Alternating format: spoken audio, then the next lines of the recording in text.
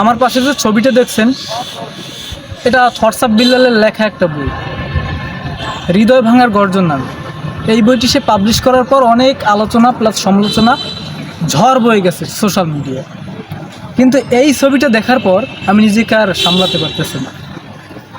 আমরা যখন রাস্তা থেকে হাঁটি, যখন আমাদের পায়ে একটা চিপসের প্যাকেট স্পর্শ হয়, বা ধরুন একটা কাগজ যখন আমাদের পায়ে লাগে, তখন সেটাকে আমরা কি করি?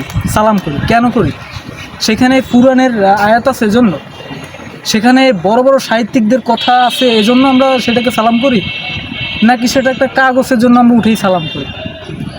তো থটস অফ বিল্লালের কথাগুলো সেটা ভালো নাই হইতে পারে, ভালো আমাদের নাই লাগতে পারে, এটা স্বাভাবিক। এজন্য সেটার উপরে পা রাখি আমরা ছবি তুলব। যেই কাজটা করছে আমার মনে হয় না ও বিদ্যাকে সম্মান করতে জানে। আর যারা বিদ্যাকে সম্মান করতে জানেই না, তাদের এই ধরনের প্রতিবাদের কী দরকার? সে যে লেখাগুলো লেখছে, এইটার থেকে যদি ভালো কিছু আমরা লিখতে পারি, সেইটা হবে আমাদের প্রতিবাদ।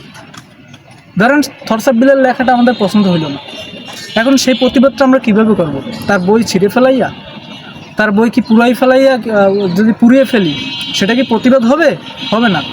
প্রতিবাদ তখনই হবে যদি তার চেয়ে ভালো কিছু লিখতে পারি, সেইটা হবে আমাদের প্রতিবাদ, সেইটা হবে প্রতিবাদের হাতিয়ার।